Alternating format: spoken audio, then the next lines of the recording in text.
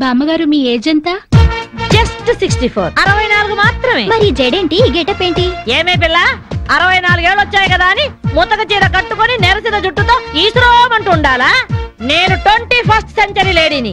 ఇదిగో అందరూ నాలాగే ఉండండి, లేకపోతే ఈ మేల్ డామినేటెడ్ సొసైటీలో ఆడవాళ్ళు ఎంత చదువుకొని ఉద్యోగాలు చేస్తున్నా అణచి పెట్టేస్తారు. కట్టు బొట్టు టేస్ట్ అన్నిట్లో మన ఫ్రీడమ్ మనకు ఉండాలి. మన క్యారెక్టర్ ని మనం పర్ఫెక్ట్ గా ఉంచుకోవాలి.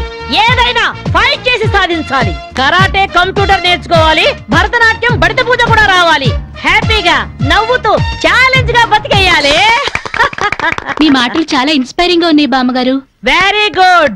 నా ఇన్స్పిరేషన్ తోనే మీరు అనుకున్నది సాధించండి. All the best. జీవితమే పువ్వాట, ఆడుకో సయ్యాట. జీవితమే పువ్వాట, ఆడుకో సై. మాధవి, ఏవే లవ్ మ్యారేజ్ చేసుకున్నావుటగా? ఇతనేనా? మాది లవ్ మ్యారేజే. 50 ఏళ్ల క్రితం శ్రావణ మంగళవారం పట్టు పరికిని కట్టుకొని పేరంటానికి వెళుతుంటే టక్కున చేయబట్టుకున్నాడు మీ తాత. ఒళ్ళంతా జువ్వున షాకు. ఇంట్లో వాళ్ళకి ఇష్టం లేకపోయినా సరే పట్టు పట్టి ఆయన్నే పెళ్లి చేసుకున్నాను. మీరు చాలా గొప్పవాళ్ళు బామ్మగారు. ఏమండి, బామ్మ వాళ్ళు మా ఇంటి పక్కనే ఉండేవాళ్ళు. చిన్నప్పుడు నేను ఈవిడ దగ్గర పెరిగాను. చాలా సంతోషం. పదండి బామ్మగారు లోపలికి. మీరిద్దరు ఏదో సినిమాకో షికార్కో వెళుతున్నట్టుంది. నేనేమైనా డిస్టర్బ్ చేశానా? డిస్టర్బెన్స్ ఆ పాడా? ఇంకా నేను పదండి లోపలికి. రా బామ్మ. రండి బామ్మగారు రండి.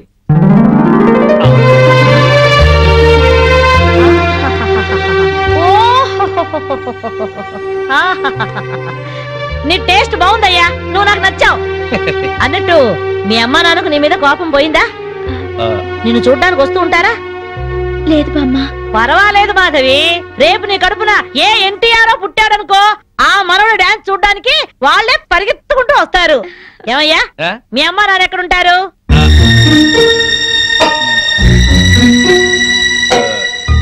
పాపం వాళ్ళ అమ్మా నాన్న దివిసీమ తుఫాన్లో పోయారు. ఏమండి, బామ్మగారికి 50 ఏళ్ల కొడుకు కోడలు ఈ మధ్యన యాక్సిడెంట్ లో పోయారు. మన చేతుల్లో ఏముందయ్యా, అంతా భగవంతుడి ఆట. ఇంకా నా మాడు పెళ్లి బాధ్యతలున్నాయి నా మీద. వాడా అమెరికాలో ఉన్నాడు.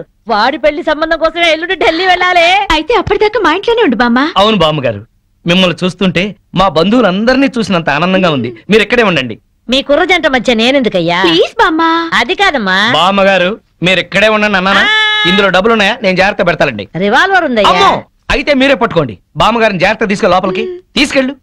తీసుకెళ్ళు. అమ్ము, ఇక చూసుకోవా అందట.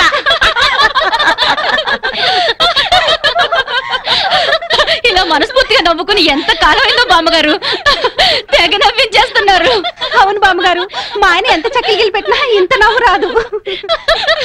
2 జోకర్లు నాకే పెడితే ఇంకో జోకర్ నీకేలా వస్తుంది? మోసం చేయకు. ఇది రాంగ్ షో కాదు, డీల్ షో. రాంగ్ షో అంతే కాదు, డీల్ షో అంటే ఏమిటి ఆ గోలా? ఈ వేళంతా నవ్వుకుంటూనే ఉన్నాం. ఏదో ఒకటి జరుగుతుందని అనుకుంటూనే ఉన్నాను. పేకాట దగ్గర కొట్టుకుంటున్నారు. వెళ్ళి 4 తగిలించండి. అమ్మో, వాళ్ళనే దొండకాయ వేయించినట్టు వేయించాలి. ఉండండి, నేను చెబుతాను. కాదు, డీల్ షో. నాకు చెప్పి నువ్వు పేకాట ఎవర్రా? ఎదిగే పిల్లలున్న చోట ఈ తాగుడేమిటి, ఈ పేకాట ఏమిటి? ఆటిని వచ్చి బతికించింది అనుకుంటుంటే ఈవిడొచ్చి చంపుతుందట బావా. పేకాట గురించి నీకేం తెలుసు? ఏమిట్రా కూసావు? నా పేరే ఉషా ప్యాకప్. ఏంటి వేస్తావా? చూస్తావా? ఏసుద్దంట. చూద్దాం, అది కూడా చూస్తాను. మాట్లాడటం కాదు, కత్తిరే చూస్తాను.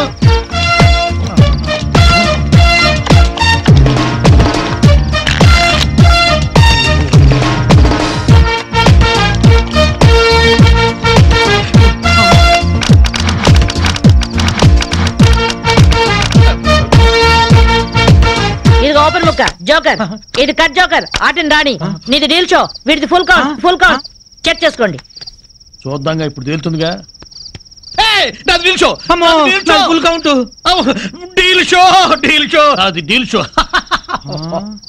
సిగరెట్ కాల్చడం చేతగరిచావట.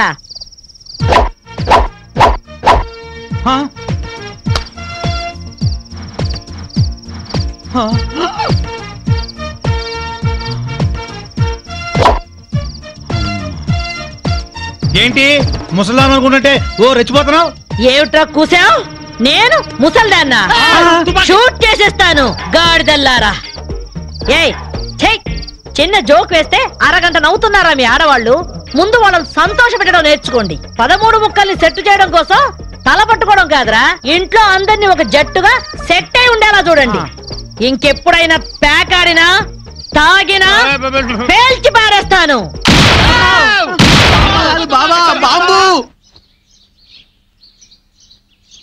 వస్తాను మాధవి, వస్తానరా?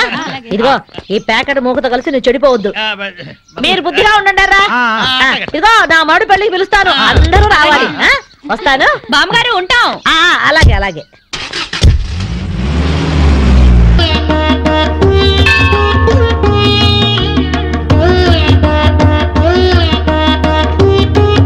బాబా, తల్లి తండ్రిని కాదని ఈయన్ని పెళ్లి చేసుకున్నాను. మా అమ్మా నాన్నల మనసు మారి మా ఇంటికొచ్చేలా అనుగ్రహించు. మా కాపురం చల్లగా ఉండేలా చూడు.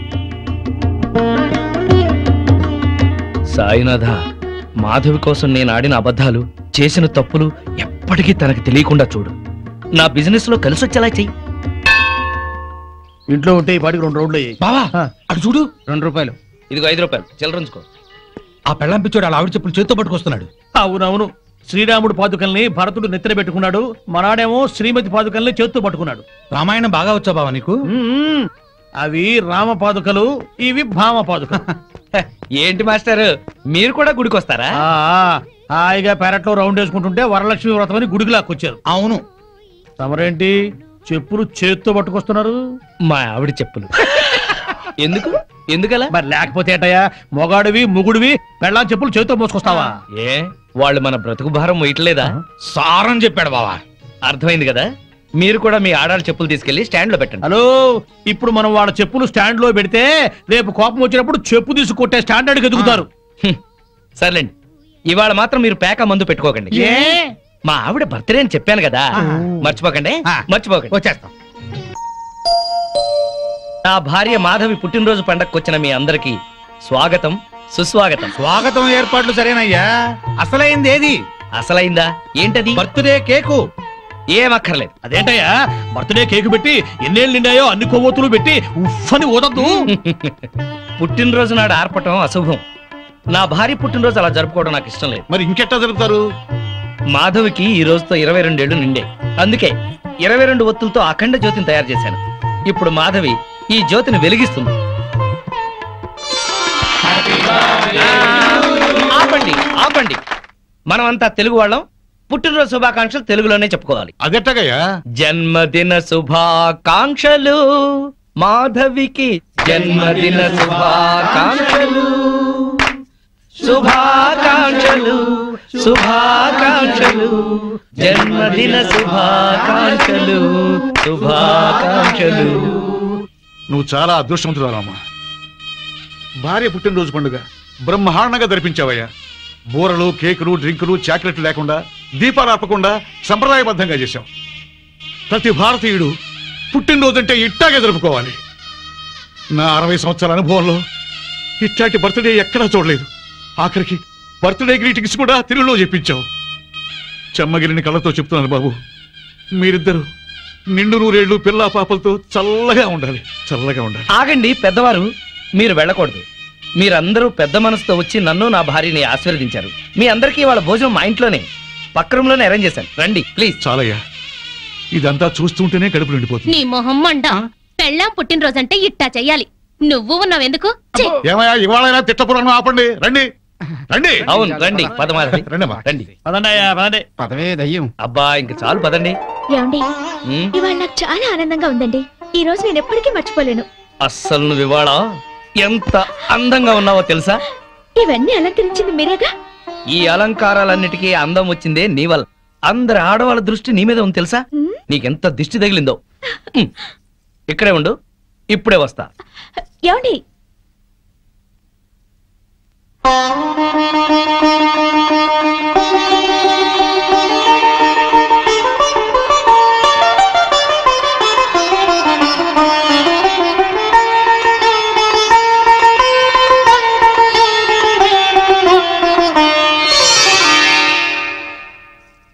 మిమ్మల్ని పెళ్లి చేసుకుని కరెక్ట్ డెసిషన్ తీసుకున్నానండి. లేకపోతే లైఫ్ లో చాలా మిస్ అయ్యేదాన్ని.